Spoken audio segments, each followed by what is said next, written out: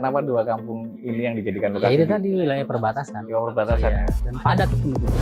Tapi nanti gimana tuh Pak kalau misalnya KTP-nya luar kota Tangerang, tapi sekolah misalnya Tangerang, Itu menarik.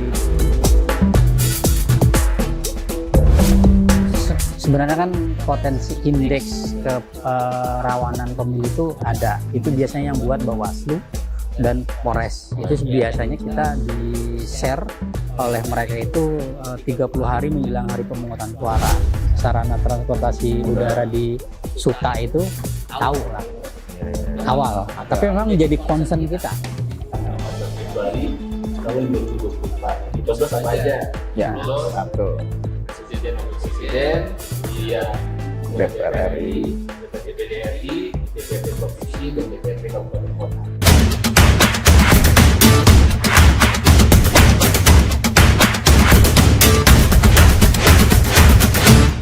Assalamualaikum warahmatullahi wabarakatuh, Tribuners. Selamat pagi. Saya sekarang berada di KPU Kota Tangerang. Kembali lagi dengan saya Agung Yulianto Wibowo, Content Manager Tribun Banten. Saya dikeroyok dengan 4 pria, Komisioner KPU Kota Tangerang. Ada Pak Rustana, Divisi Teknis Penyelenggaraan Pemilu. Pak Rustana ini ya. Terus Pak Ahmad, Pak Ketua. Siap. Pak Khori Ayatullah, Divisi Sosdiklih, Parmas dan SDM. Wah, ini susah sekali kayaknya jabatannya ini kan. Dan Pak Ahmad Subhan, Divisi Perencanaan Data dan Informasi. Ya, selamat pagi Bapak-bapak. Pagi Mas Agus. Gimana kabarnya ini Pak? Baik. Alhamdulillah. Nah, KPU Kota Tangerang ini lagi sibuk apa sekarang Pak? KPU Kota Tangerang. Sebenarnya ada satu lagi kita kawan. Mas Gozali, beliau itu divisi hukum dan pengawasan, kebetulan memang nggak bisa hadir bersama kita karena memang kondisinya sedang kurang sehat. Ya. Selamat datang dulu sebelumnya kawan-kawan dari Tribun Banten ya. Ya, selamat datang di rumah KPU Kota Tangerang. Iya. Rumahnya kayaknya agak sangar Pak, sudah ada polisi tuh. Sudah penjaga Satunya di Banten atau mungkin di Indonesia. Sudah diamankan. Gimana Pak persiapan KPU Kota Tangerang hadapi ya pemilu dan rangkaiannya Pilkada 2024 Pak? Ya sebelumnya kita sedang dalam masa persiapan ya. Siap. Dalam tahapan yang sedang berjalan saat ini, nanti mungkin lebih detailnya ke Pak Rustana terkait dengan pendaftaran, verifikasi dan penetapan partai politik peserta pemilu tahun 2024. Selain itu juga kita sedang dalam running pembahasan terkait dengan proses penganggaran persiapan pemilihan kepala daerah serentak yang akan berlangsung pada 27 November 2024 dan sedang pembahasan dengan tim TAPD pemerintah daerah Kota Tangerang. Ya, alhamdulillah selain kegiatan sosialisasi yang nanti Mas Khori yang akan menjabarkan secara detail, kemudian juga ada kegiatan yang memang sejak tahun 2020 kita siapkan untuk pemilu 2024, yaitu updating data pemilih berkelanjutan yang nanti juga ada suhunya di sini, Pak Ahmad Subhan. Ahli semua ini berarti Pak? Ahli semua. Nah sampai sejauh ini Pak kendalanya apa ini kira-kira? Kendalanya? Ya. Kendalanya nggak ada. Nggak ada, langsung lurus. Iya, kita pokoknya on the track, semuanya berjalan. Ya, ketika memang ada hal yang harus kita rapihkan, kita selesaikan ya, kita selesaikan secara tuntas karena kan kita kerja juga berdasarkan norma dan peraturan perundang-undangan. Kita dipayungi oleh undang-undang, peraturan dan lain sebagainya. Pokoknya kita tinggal jalan aja. Yang penting kita banyak koordinasi, banyak kolaborasi dengan stakeholder kepemiluan. Ya memang harus begitu Pak. Harus. Oke. Terutama dengan media. Nah target partisipan pemilih di Kota Tangerang ini kira-kira berapa sih Pak? Target banyaknya pasti. Kalau saya flashback dulu ya. Oke, siap. Nah, nanti dijabarkan secara detail sama divisinya. Kalau 2019 pengalaman kita itu kita dapat di angka 81%. Alhamdulillah. Itu kita trennya lurus dengan partisipasi tingkat pusat nasional. Sebelumnya di Pilkada 2017 kita dapat angka 67%. Kemudian pilkada 2018 kita dapat angka 70%. Kita dengan calon tunggal pada waktu itu. Nah, 2019 kita dapat 81 dan melebihi angka rencana strategis nasional. Dan trennya selalu naik. Berarti bisa aja 2024 100%. Nah, kira-kira begitu. 100% lah ya. Iya. Nah, kalau tapi targetnya berapa ya? Kalau target banyak lah, tapi melihat tren dari ya kenaikan tadi 81% terakhir. Nah, kalau realistis itu kira-kira 2024 di angka berapa sih, Pak? Ya, standar minimal ya itu 77. 77%. Itu sasarannya tetap aja pemilih pemula ya atau gimana? Seluruh. Semuanya ya. Oke. Nah, kemarin tuh kan sempat lihat program KPU Kota Tangerang yang Kampung Demokrasi itu, Pak. Itu berarti satu di antara KPU untuk menggait pemilih, Pak ya? Iya. Nah, Kampung Demokrasi itu apa sih, Pak? Ini CEO-nya ini. Bisa dijelaskan? Pak Kori ini. Pak Kori. Gawayannya itu. Pak Kori gimana, Pak Kori? Kita kesini apa langsung Kampung Demokrasi? Gak apa-apa. Langsung Lanjutin aja, aja. lompat-lompat.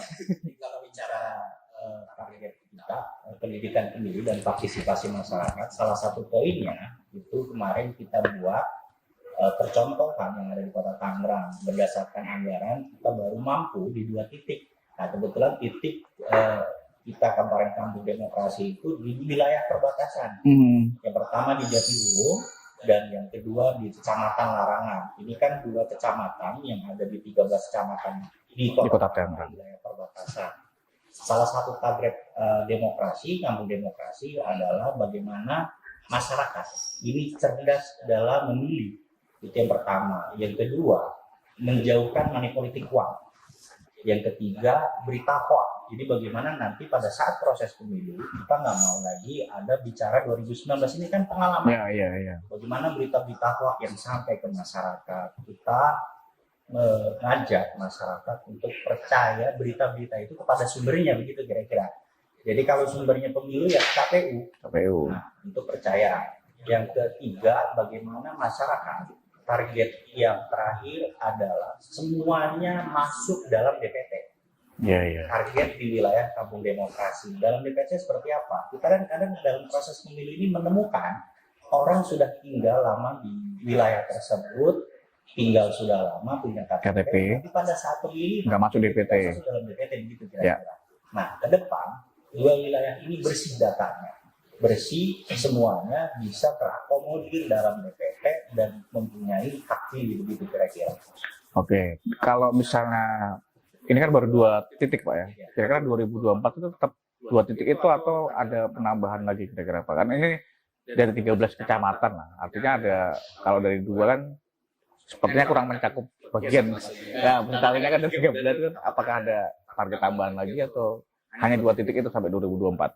Kalau untuk target yang pasti semuanya 13 itu. 13 bagaimana nanti kondisi anggaran yang ada di KPU. Tapi kalau buat masuk dalam tahapan, otomatis tadi yang sudah disinggung oleh Pak Ketua, kita punya data pemilih sekian dan semuanya tersampaikan, tersosialisasikan proses pemilu dan semuanya mau hadir begitu di TPS. Oke. Kan satu di antara Kampung Demokrasi tadi kan menangkal hoax nih, Pak.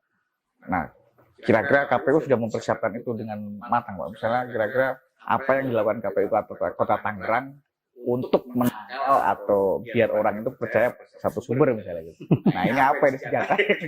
Dan itu kan nggak usah perang hoax. Nah, caranya seperti apa ini, Pak, KPU Kota Tangerang nih, Pak? Banyak. Nanti sebelum ditambahkan sama Pak Kori, terkait dengan Kampung Demokrasi kenapa hanya 2, memang kita koordinasi dengan pemerintah daerah. Kita dapat anggaran hibah yang hampir 90% itu anggarannya kita gunakan untuk kegiatan pendidikan pemilih dan juga untuk pemutakhiran data pemilih berkelanjutan. Makanya kita untuk tahun anggaran 2022 Kampung Demokrasi itu hanya 2 titik dan tadi sudah disampaikan oleh Pak Kori bahwa kedepannya kita menginginkan 13 kecamatan ya nanti mudah-mudahan ada koordinasi yang baik antara pemerintah daerah yang selama ini sangat baik mensupport KPU Kota Tangerang terkait dengan hoax dan lain sebagainya ya di sana ada spot, Mas. Ada spot. Ada spot. ada spot terkait dengan yang tadi disampaikan oleh Mas Pori. Kayak Kita- posko gitu Pak berarti ya? Ya betul, kita buat gapura juga. Ada gapura juga. Berarti petugas KPU atau kepanjangan tangan dari KPU gitu ya? Iya, kita ada grup ya Mas ya, ada grup. Basisnya kan RW nih di 2 titik kita komunikasi RW ini ketika ada informasi di masyarakatnya tentang info-info yang tidak benar kan bisa terkonfirmasi. Iya, iya. Karena kan zamannya media sosial nih Mas. Betul. Gitu. Kita bisa juga kalaupun untuk mengklarifikasi berita yang bohong, kita punya media sosial, ada Twitter, Facebook dan lain sebagainya. Artinya masyarakat bisa mempercayai yang tadi. Iya, iya, iya. Ketika misalnya anak muda bertanya, coba lihat di media sosialnya. Atau ketika ada pertanyaan ke masyarakat lewat Pak RW ini, bisa nanti menanyakan ke kita. Kita informasikan berita yang betul, yang begitu kira-kira. Tuh, kenapa 2 kampung ini yang dijadikan lokasi, Pak? Kenapa? Kenapa 2 kampung ini yang dijadikan Ya lokasi? itu tadi wilayah perbatasan. Di perbatasan ya? Iya, dan padat penduduknya. Daripada- Kalau sampean nanti mau turun ke lapangan kita antar itu luar biasa. Ngitung penduduk ya berarti ya? Yang satu kawasan industri, yang satu wilayah padat penduduk yang di larangan. Jatiwung biasa. Iya, iya, siap, Industri. siap, siap. Kalau misalnya dari jumlah penduduk, kira-kira berapa TPS yang sudah disiapin Pak untuk pemilu nanti? Untuk pemilu itu sebanyak 5.026 5.026. Di berapa titik Pak? di 13 kecamatan 13 kecamatan tuh ya? Di luar bandara. di luar bandara. Oh, bandara masuk sini juga ya? Jadi rencananya di pemilu ini kita plus bandara dan lapas itu sekitar 5.200 Oke. khusus. Kalau sekarang data terakhir pemilih berapa Pak? Data terakhir kita per Juli kemarin itu 1.171.678. Persentasenya besar cowok, Biasanya lebih besar ke laki-laki. laki-laki. Kalau soal- Lagi. 51, 49. berarti rebutan nanti nih. Jadi berbeda dengan daerah yang lain ya. Nah kalau potensi pemilih pemula Pak kan yang sekarang tuh masih kelas 2, 3 SMA Iya. lah, itu kira-kira kan tahun 2024 mereka bisa memilih. Kira-kira berapa itu Pak? Berapa angkanya? Kalau untuk sementara ini pemilih pemula kita masih berada di 10% dari data pemilih Oh dari data pemilihnya. Berdasarkan data ya. Nah, saat ini kita memang divisi, kalau saya Rendatin itu perencanaan data dan informasi, ini juga berkolaborasi nih dengan Pak Pori divisi Sosteknik Farmasi. Nah, kita lagi gencar-gencarnya melaksanakan kegiatan Sosialisasi. KPU Bus School, KPU Bus Kampus. Nah, itu sasaran kita pemilih pemula. Iya, iya. Tapi kalau dari 10% tuh kira-kira bisa dirangkul semua Pak kira-kira Pak? Dari insya Allah bisa. Insya Allah ya. Cuman memang permasalahannya data usia pemilih pemula di Kota Tangerang itu ketika kita melaksanakan sosialisasi itu memang lebih didominasi dari penduduk luar Kota Tangerang. Tapi KTP-nya KTP-nya juga masih KTP Luar. luar kota. Oh, iya, iya, iya, iya. Tapi nanti gimana tuh Pak kalau misalnya KTP-nya luar kota Tangerang gitu, tapi sekolah misalnya Tangerang gitu. Itu menarik. Menarik ya kan? Itu pengalaman 2019 ada yang namanya apa Pak Rustana pindah memilih ya. Nah ini kaitannya dengan pemungutan suara nanti di divisinya beliau. Itu nanti bagaimana? Apakah hanya memegang kartu undangan atau gimana kira-kira ke depannya Pak? Kalau berkata di pemilu 2019 yang lalu itu pakai A5 A5 ya. untuk yang tidak memilih. Ya. Tapi harus juga terdaftar di DPT. Asal. DPT asal ya, ya. TPS dapat A5, nah A5-nya itulah yang dibawa ke TPS tempat dia pindah Pindah. memilih. Hmm. Lalu undang-undangnya masih belum berubah, aturannya belum berubah, mungkin masih pakai itu, Ya, ya, ya. pakai A5. Nah kalau terkait kendala penyelenggaraan tadi Pak, kira-kira kan nggak ada kendala tadi kan? Jalan lancar semua.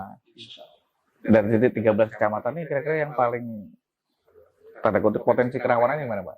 Kita sebenarnya kan potensi indeks kerawanan pemilih itu ada. Itu biasanya yang buat Bawaslu dan Polres. Itu biasanya kita di-share oleh mereka itu 30 hari menjelang hari pemungutan suara. Biasanya daerah-daerah yang memang punya dalam satu kelurahan punya pimpinan partai politik, banyak tokoh partai politik, calon dalam satu lokus. Nah, itu jadi pemetaan mereka, dan bagi kita menjadi perhatian penting seluruh wilayah. Yang pertama itu menjadi perhatian khusus kita semuanya, tapi ada yang lebih khusus lagi yang tadi disampaikan oleh Pak Suban, yaitu wilayah strategis seperti wilayah Bandara Soekarno-Hatta dari Terminal 1, 2, dan 3 itu dikelola oleh KPU Kota Tangerang. Lapas kita punya ada berapa? Ada 5. Itu juga dikelola oleh kita, karena memang kalau lapas adanya di wilayah Tangerang Kota. Nah, bayangkan bandara itu kan punya 3 daerah ya, 2 lah ya, Banten sama Jakarta. Ya, betul. Tapi wilayah perbatasan itu kan Kabupaten Tangerang, Kota Tangerang sama Jakarta Barat. Tapi sejak 2014 periode pertama saya itu memang sudah dikelola oleh KPU Kota Tangerang, dan alhamdulillah tidak ada persoalan apapun. Walaupun ada kekurangan-kekurangan dari sisi logistik dan lain sebagainya, tapi pada saat teknis pemungutan suara di 2 tempat tersebut tidak ada PSU, PSL, dan lain sebagainya. Ada yang sempurna lah ya, Pak. Ya, pasti adalah kekurangan-kekurangan, dan itu harus kita akui. Nah, kira-kira 2024 ini untuk khusus Soekarno-Hatta ini kan sekarang udah ya perlahan pandemi kan sudah mulai ini kan. Iya. Kira-kira pelakuan khusus untuk Bandara Soekarno-Hatta ini gimana, Pak? Apakah misalnya penumpang misalnya yang kemudian pada hari H tapi dia bukan domisili di tempat itu, tapi dia menganggap bahwa punya hak suara. Nah, itu TPS disediakan di situ juga, Pak, ya, di Soekarno-Hatta ya? Kita sudah koordinasi ya dengan Polres Bandara Soekarno-Hatta, dan mereka welcome. Bahkan data terakhir itu ada sekitar 30.000 lebih pegawai. Kita bicara pegawai. Iya. Pegawai yang stay di wilayah Bandara Soekarno-Hatta. Ya, dulu 2014, 2019 mungkin Pak Suban bisa menceritakan nanti terkait dengan proses penggalangan, pembuatan, dan pendataannya. Nanti bisa lebih detail ke beliau. Tapi mungkin 13 kecamatan yang memang paling rawan ya, paling rawan konteksnya. Karena ini istimewa ya. Jadi di luar TPS 25.000 tadi, Pak ya? Itu berapa TPS kira-kira, Pak, yang disiapkan di Bandara Soekarno-Hatta? Untuk tahun 2019 itu di bandara itu sekitar 10 TPS, 10. yang di lapas itu ada 15 TPS. 10 TPS itu untuk karyawan Bandara Soekarno-Hatta yang 30.000 tadi. Nah, kalau untuk penumpang, Pak, ini gimana, Pak, kira-kira? Untuk apa? Penumpang. Jadi di sana itu TPS-nya TPS khusus. Ya. Nah, proses dari kenapa itu dilaksanakan adanya TPS khusus itu karena di sana itu lebih banyak pemilih pendatangnya, tindak memilih. Sebetulnya perlakuannya hampir sama sih sebetulnya antara Pendatang. dengan penumpang. Jadi mereka syaratnya itu memiliki surat tindak memilih, atau di 2019 disebutnya surat A5, tapi tercatat sebagai dari asalnya gitu. Nah, kalau tanpa itu ya tetap nggak bisa. Dan harus didata di TPS tempat, di TPS bandara. Jadi ini sampean nih turun dari Belanda misalkan, turun di Bandara Soekarno-Hatta bawa KTP, bawa A5, tapi nggak ada di data TPS tersebut, itu nggak bisa ya Pak Suban ya? Jadi On the spot maksudnya. tahapan itu di 2019 itu sekitar 3 bulan sebelum hari H ya. Nah, Iya. Berkaitan dengan kesediaan surat suaranya, Pak. Itu Iya. mereka sebetulnya logistik. untuk pindah memilih itu datang ibaratnya gitu ya, datang sambil membawa surat suaranya gitu. Jadi mereka pindahkan Nah, surat suara, misalkan saya dari bandara dari Tasikmalaya misalkan ya, kemudian pas hari H itu saya berada di Kota Tangerang. Nah, secara gambarannya mereka itu datang ke bandara sambil membawa surat suara. nah, mungkin Pak Rusana bisa lebih detail tuh pembagian surat suaranya seperti Nah, itu, apa. Pak. Misalnya tadi dari Belanda. Nah, Dari Belanda kan nggak otomatis tercatat atau dia sebagai DPT atau tidak ini kan. Nah, Ujung-ujungnya sampai ke bandara pas Iya, sama seperti itu. Sebenarnya kan di kertas suara itu dilebihkan 2%. Ya. Sehingga saya dilebihkan 2,5% lah. 2019 itu ya. 2019. Dan itu juga kalau untuk yang pindah memilih, saya rasa memang belum juga untuk mengcover itu semua. Tapi makanya tadi konsep yang disampaikan sama Pak Suban itu, dia yang memiliki A5 itu seakan bawa kertas suaranya, Iya, iya. kertas sisanya ke Bandara. bandara. Iya. Makanya proses pendaftarannya itu 3 bulan sebelum hari pemungutan suara itu sudah proses pendataannya sudah dimulai. Jadi sudah ada pergeseran kertas surat-suara untuk pindah memilih. Itu termasuk disesuaikan dengan manifest penumpang juga mungkin ya. 3 bulan sebelumnya. Itu kan terkait yang terdapat itu. Iya, iya. Yang terdapat itu. Makanya kan kalau agak dipikir itu kan ada nama yang terdaftar di TPS bandara. Nah, gimana caranya namanya bisa masuk situ gitu, Pak? bisa. Bisa. Kan kita ada komunikasi juga dengan BPS terkaitnya. Iya, iya, Kita iya. di Tasikmalaya misalkan, dia nanti komunikasi ke BPS yang ada di lingkungan bandara. Nanti baru namanya dimasukkan ke DPT bandara khusus. Iya, iya, iya. Bisa sih sebenarnya kalau dia udah booking 3 bulan, sebulan atau sebulan lah. Waktu 2019 Bisa. itu agak rame itu karena dia datang sebagai penumpang atau sebagai pilot ya, datang pengen langsung lulus. Iya, iya, iya. Katanya belum ngurus sebelumnya nggak bisa. Iya. Harus diurus dulu. Nah, Berarti masuk besok juga itu gitu ya? Sebelumnya. Aturan belum berubah mungkin sama seperti 2019. Bisa jadi nanti pakai KTP doang bisa, Pak? Nggak bisa. Kalau pakai KTP itu harus yang berdomisili. ini kita masih bicara yang 2019. yang itu 2019 ya? Iya. Siap, siap. Proses pendaftaran 3 bulan sebelum hari ini. Pendataan A5 ya. A5. Atau misalnya nanti pas sudah ada rule of the game-nya yang udah jelas nih misalnya, kira-kira kan bisa sosialisasi kan, jadi sebelum apa Itu sudah kita lakukan. hari Sosialisasi ya. Terakhir kita kirim video tahapan. Nah ini. iya, iya, iya. Kita kirim video tahapan, kita buatkan video, tapi memang masih umum ya. Kita sampaikan ke Polres Bandara nanti di Terminal 1, 2, dan 3 itu video ya, kira-kira video gambar yang bisa dibantu oleh mereka nanti akan dibantu biar masyarakat yang memanfaatkan sarana transportasi udara di Suta itu tahu lah Iya, iya, iya. awal. Tapi memang menjadi concern kita untuk selain yang 13 kecamatan, 104 kelurahan ya, 2 wilayah strategi itu jadi perhatian kita yang nggak kalah dari tempat yang lainnya. Tapi memang yang concernnya memang di bandara sebenarnya dibandingkan 13 kecamatan tadi, Pak ya. Tapi itu sudah dibuktikan semuanya berjalan dengan lancar. Iya, iya. Semoga Dan nanti- menariknya petugas KPPS itu kita rekrut mahasiswa ya. Sebagian, tapi ada juga yang pegawai dari layanan. Atau menjadi KPPS. kita jadi pengawasnya. Agung 3 bulan sebelum berangkat Belanda ya. Iya. Pulang dari Belanda ke Indonesia harus misalnya 14 Februari ini kita Iya, betul. Iya, iya. Bisa. Harus ngurus. ancang gitu sudah diurus perpindahan. Ya, kalau TKW kan mungkin dia sudah terdaftar di apa Surat di luar negeri bisa. Jadi surat suaranya juga nggak semuanya, Mas. Sampean dari DKI milih di Bandara Soekarno-Hatta, ya dapatnya hanya presiden aja. Oh, Surat suara iya, presiden. iya, iya. Nggak 5 surat suara itu. Nggak pileg, nggak DPRD, Nggak. nggak DPRD. Karena bukan daerah pemilihannya. Itu termasuk pilkada juga. Kalau pilkada bisa dia menggunakan pindah memilih, cuman masih dalam satu lokus daerah. Ya kan kalau pilgub nih, pemilihan gubernur Banten, besok kan serentak nih, Betul. ya kan? Ya misalkan saya nanti memilihnya di Serang misalkan, ya saya cuma dapat surat suara gubernur aja, nggak bisa mencoblos wali kota di pilkada kota Serang atau bupatinya. Berarti masuk kalau di provinsi cuma dia di pilgub aja ya. Tapi Iya. kalau di kota Tangerang dia bisa Bisa. dua-duanya ya. Kecuali yang masih lokus wilayah setempat, Tangerang kota, Kabupaten Serang itu masih dapat semuanya. Semoga 2024 bandara lancar, Pak ya.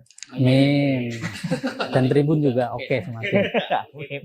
Nah itu Pak, mungkin obrolan kita sampai situ aja. Mungkin ada pesan dari Pak Ketua atau para komisioner yang bisa dikeroyok 4 orang ya. Mungkin moga Pak, kalau misalnya ada yang mau sampaikan Pak Ketua. Ya, pesannya buat para teman pemilih atau masyarakat Indonesia, khususnya warga Kota Tangerang, jangan lupa selalu update tentang informasi tahapan pemilu tahun 2024, dan jangan lupa juga nanti harus menjadi pemilih yang cerdas. Dan selain menjadi pemilih yang cerdas, ya jangan lupa untuk menggunakan hak pilihnya pada saat tanggal 14 Februari 2024. Itu pemilu 2024 ya? Ya, Pilkada belum ya? pilkada nanti. Gimana Pak Rimau menyampaikan sesuatu Pak? Ya, tadi kan pemilu nyobosnya nanti tanggal 14 Februari tahun 2024. Yang dicoblos apa aja? Ya, Nyoblos betul. Presiden, wakil presiden, kemudian anggota DPR DPR RI, anggota DPD RI, DPRD provinsi, dan DPRD kabupaten kota. Saya cuma mengingatkan itu aja. Oke. Pak Subhan? Baik, kami mengharapkan seluruh warga Kota Negara, mobil khusus warga Kota Tangerang, menghadapi pemilu 2024, pastikan bahwa kita sebagai warga negara Indonesia ini yang memiliki hak untuk memilih, pastikan sudah terdaftar di DPT.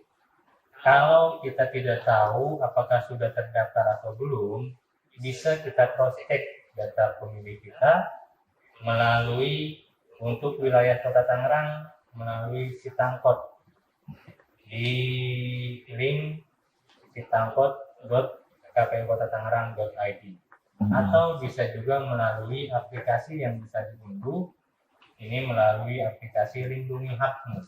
Bisa melakukan proses data pemilih, bisa juga melakukan proses pendaftaran melalui aplikasi Lindungi Hakmu atau melalui Sitangkot KPU Kota Tangerang. Itu Android Pak? Android dan berbasis web untuk Sitangkot. iOS belum ya? Yes. Pak Rory, mangga? Yang terakhir ya. Ya, iya. Penutup nih. Mengajak artinya masyarakat atau tadi sudah aktif dan sebagainya. Kita punya media sosial, minta artinya masyarakat maupun pemilih mengikuti ya media sosial kita agar tahu proses kepemiluan. Dan yang terakhir, keterlibatan pemuda maupun milenial ini sangat penting. Ke depan ada program Kampus Merdeka. Kampus Merdeka ini adalah bagaimana mahasiswa bisa terlibat menjadi seorang penyelenggara minimal di tingkat KPPS. Ya, bukan hanya menilai pemilu itu dari luarnya saja, dari media sosial, tapi ikut Terlibat ya? dalam penyelenggara. Mungkin itu saja. Udah terlibat, dibayar lagi Pak ya? Dibayar Pak ya? Dan jadi sudah Ya. Iya. dari 550 ketua menjadi 1.200.000. Ketua KPPS, anggota. Dari 500 menjadi 1.100.000. Oh, selisih 100.000 doang? Iya. Kayaknya 100% ya? Naik ke 100%. Nah itu kalau ada yang mau daftar aja ya. Oke, terima kasih Bapak-Bapak, semoga sehat dan semoga lancar di 2024 sama rangkaian tahapan-tahapannya semua dilancarkan semua. Amin, amin. Oke, Tribuners, itu obrolan santai kita bersama KPU Kota Tangerang.